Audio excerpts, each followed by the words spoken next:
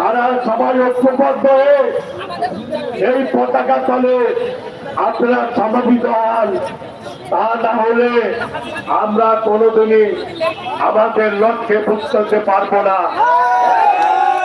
প্রভুরাই বলেছেন এই শহীদ মিনার আমার মায়ের সাথে সম্পর্কিত, এই শহীদ মিনার আমার ভাষার সাথে সম্পর্কিত, এই শহীদ মিনার আমার স্বাধীনতার সাথে সম্পর্কিত, এই শহীদ মিনার আমার রুজির সাথে সম্পর্কিত।